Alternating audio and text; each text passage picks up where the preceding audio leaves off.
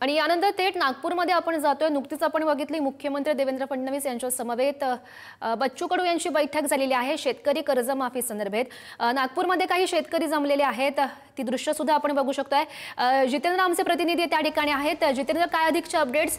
शेतकरी जमलेले आहेत, त्यांच्याशी आपण बोलू शकतो।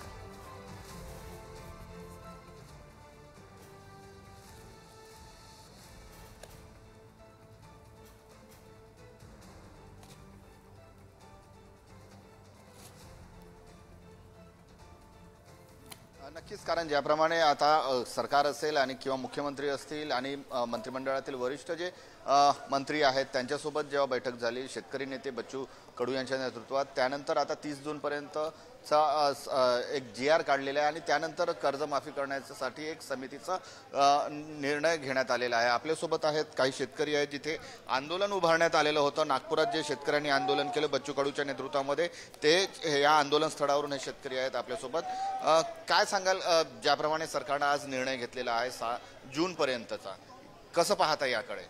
म्हणजे जर तसा निर्णय झाला असेल तुमच्या माध्यमातून आम्हाला लक्षात आलं तर त्याला म्हणा फडणवीस म्हणा आणखी किती आमचे बाप मारायचे आहेत। म्हणजे तुझी अडचण काय? शेतकऱ्याचं कर्ज माफ यायला अडचण काय? तुम्ही अदानी अंबानी जर डोक्यावर घेऊ त्याचे करोडो रुपयाचे कर्ज माफ करता रे? हां, त्या शेतकऱ्याला तुम्हीच घोषणा केली की 7/12 कोरा कोरा कोरा।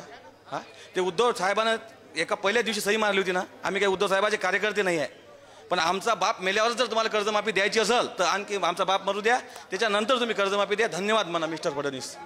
शेतकऱ्यांच्या खात्यातही पैसे टाकणार आहे, काही पैसे पोहोचलेले आहेत, आणखी शेतकऱ्यांना मदत देणार आहे असंही सरकार म्हणत आहे। मुख्य विषय पैसे टाकण्याचा नाही आहे।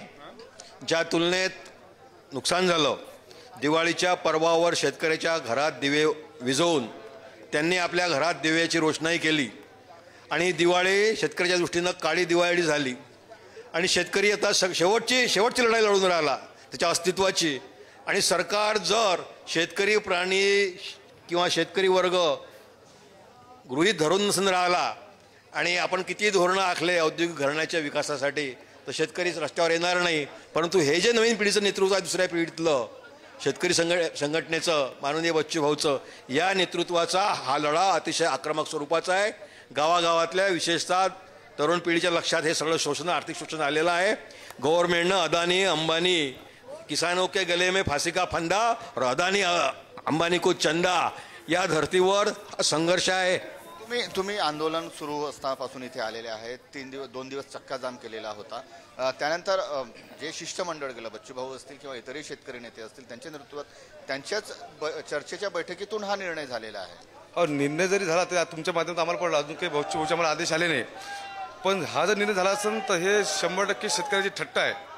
आज बच्चू आपलं फडणवीस साहेबांना किती शेतकऱ्याची हत्या करायची आहे हे याचं स्पष्ट होतं, किती आम्हाला अंत बघावं लागेल। बच्चू भाऊंनी जर आदेश दिला किंवा इतर शेतकऱ्यांनी जेव्हा बच्चू भाऊचा आदेश तो आपल्यासाठी 100% लागेल, पण फडणवीस साहेबांनी एक रस्ता लक्षात ठेवावं, आम्ही आजच इथं लाखोच्या सगळे नागपूरमध्ये दाखल आहोत, आम्ही वेगवेगळ्या भागात विभागाला गेलो आहोत। जर भाऊचा आम्हाला आदेश आला आणि फडणवीस साहेबाला जर आमचा रक्ताचा नैवेद्य पाहिजे असेल तर आम्ही आमचा रक्ताचा नैवेद्य सुद्धा फडणवीस साहेबाला द्यायला तयार आहोत, पण आम्ही आता मागे हटणार नाही। पण आज बच्चू भाऊचा आम्हाला आदेश जोपर्यंत येणार नाही तोपर्यंत तेच आहे। आता बच्चू कडू अजून यांचं किंवा इतरही जे शेतकरी नेते आहेत त्यांचं अजून म्हणणं यायचं आहे।